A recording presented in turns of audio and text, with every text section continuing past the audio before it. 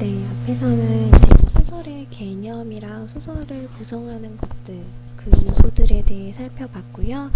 이번 시간에는 본격적으로 시점이라는 것에 대해서 알아보고자 합니다. 이번 시간은 본격적으로 시점이라는 것에 대해서 알아보고자 합니다. 먼저 시점의 뜻을 보면요. 소설에서 사건이나 인물의 대화나 행동 등을 서술하는 시각입니다. 작품 속에서 작가를 대변하는 서술자의 관점입니다. 그래서 작가랑 서술자는 동일하지 않습니다. 작가가 자기를 대변하기 위해 내세운 존재를 서술자라고 합니다. 시점은 간단하게 생각하면요. 소설에서는 어떠한 사건이 일어날 거예요. 이 사건을 누군가가 전달을 해주겠죠. 요 바라보는 요 시선, 요 시각을 시점이라고 합니다. 시점의 종류로는요. 1인칭이랑 3인칭으로 먼저 나눕니다. 이게 1인칭이고요. 요게 3인칭입니다. 1인칭 주인공 시점, 1인칭 관찰자 시점, 전지적 작가 시점으로 나누고 있습니다. 1인칭 시점은요, 소설 속에 나라는 존재가 등장을 합니다. 1인칭 주인공 시점은 이 나라는 존재가 주인공인 경우이고요. 1인칭 관찰자 시점은 나라는 존재가 관찰자, 그러니까 주인공은 따로 있겠죠. 관찰자인 경우에 1인칭 관찰자 시점이라고 합니다.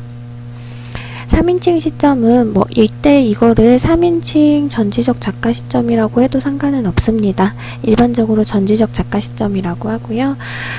전지적 작가 시점은 전지전능한 서술자가 등장을 해서 서술을 하는 것을 얘기하고요. 작가 관찰자 시점은 3인칭으로 관찰을 하는 것을 의미합니다. 지금은 아직 개념이 잘 안 잡힐 거예요. 그래서 시점을 구분하는 꿀팁을 써놨는데요. 먼저 저라고 쓰여 있을 수도 있어요. 나라는 말이 나오면 1인칭 시점이고, 나라는 말이 나오지 않고, 그녀, 아니면 영희, 철수, 이렇게 인물의 이름이 나오면 그것은 3인칭 시점이라고 생각을 하면 됩니다. 그 다음에 심리가 직접적으로 드러나는 경우가 있을 거예요. 심리가 직접적으로 드러나면 그것은 주인공 시점이거나 전지적 작가 시점이고요. 직접적으로 드러나지 않는 경우가 있을 거예요. 그럴 경우에는 관찰자 시점이 됩니다.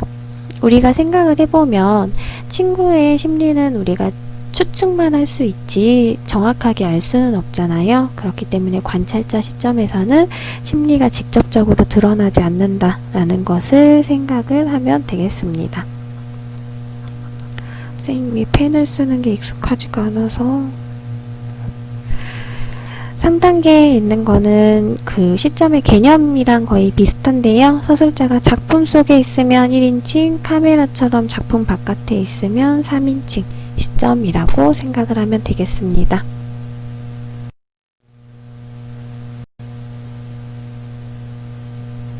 먼저 1인칭 주인공 시점에 대해서 알아보도록 하겠습니다. 1인칭 주인공 시점에서는요, 작품 속의 나가 주인공이 되어 자신의 이야기를 하는 시점입니다.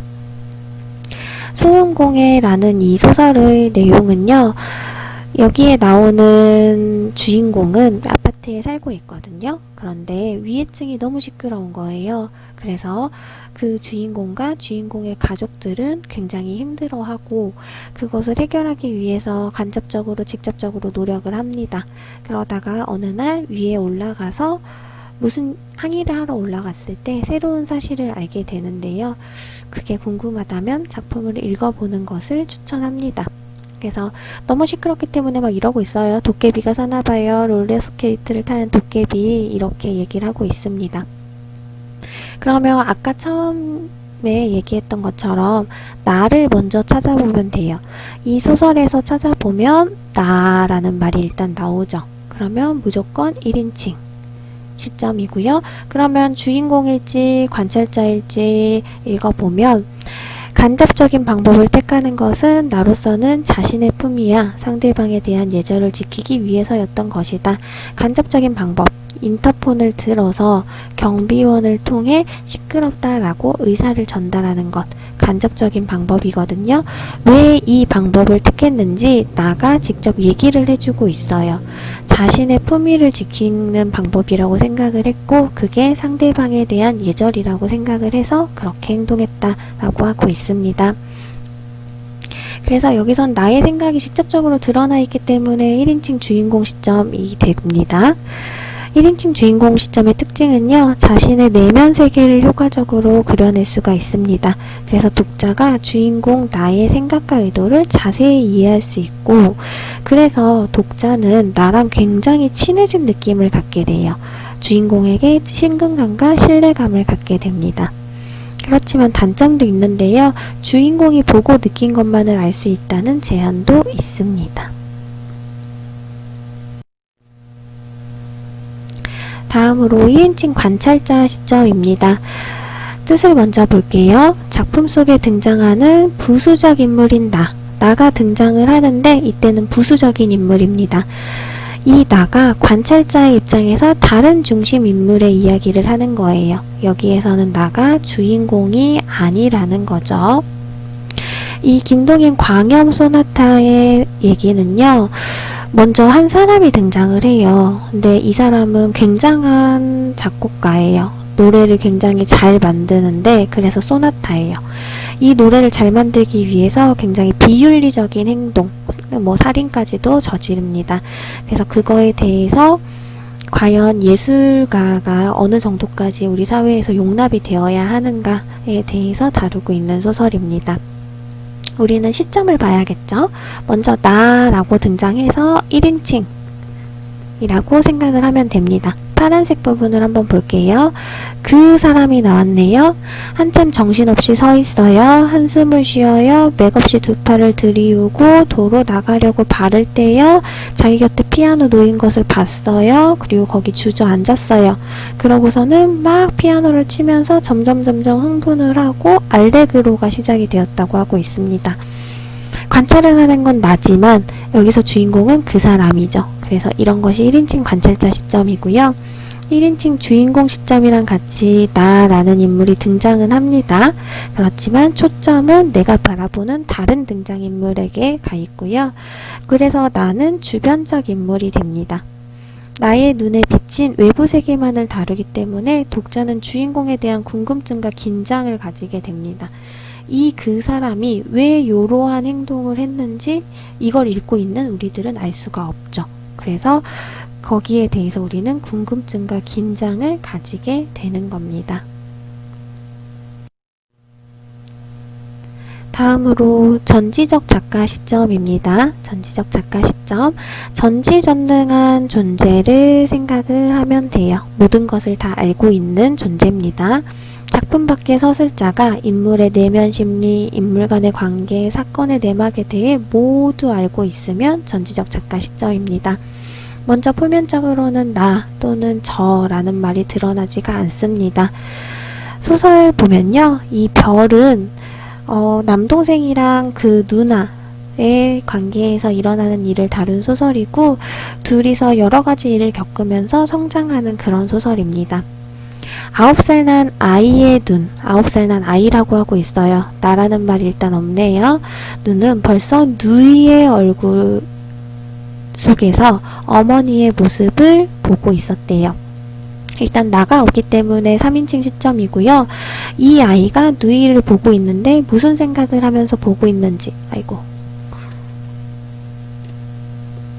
무슨 생각을 하면서 보고 있는지, 어머니의 모습을 생각하면서 보고 있다라고 하고 있죠. 그것까지 알고 있어서 이건 전지전능한 서술자가 서술을 하고 있다라고 볼 수 있습니다. 이 전지적 작가 시점의 특징으로는요, 독자에게 관련 정보를 전달하기는 쉬워요. 그렇지만 우리가 궁금해하고 호기심을 갖는 그 상상력은 제한될 수 있다라는 단점이 있습니다. 3인칭 관찰자 시점, 여기 써 있는 것처럼 작가 관찰자 시점이라고도 합니다. 여기도 나나 저와 같은 말은 드러나지 않고요. 작품 밖의 서술자가 관찰자의 입장에서 사건과 상황을 전달을 합니다.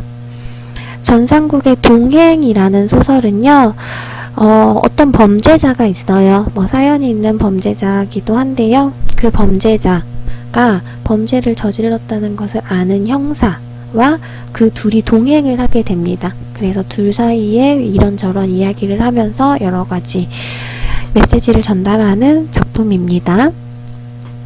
파란색 부분 위주로 보면요. 큰 키의 사내가 먼저 얘기를 합니다. 그러니까 작은 키의 사내도 얘기를 합니다. 선생은 춘천에서 오신다기에 말씀입니다만 살인사건 생긴 걸 알아요? 라고 물어봅니다. 그러니까 큰 키의 사내가 흠칫 몸을 추슬러요. 그러고선 알고 말고요 하고 말끝을 흐립니다. 지금 보면 알겠지만 만약에 전지전능한 존재라면 흠칫 몸을 추슬린 이유가 나왔겠죠. 자신의 범죄가 밝혀질까봐 라든지 목격을 했다든지 이런 게 나왔을 텐데 이 소설은 관찰자 시점이기 때문에 드러나지가 않습니다. 특징으로는요. 서술자의 태도가 매우 객관적이기 때문에 독자가 상상력을 발휘할 수 있는 기회가 많이 있습니다.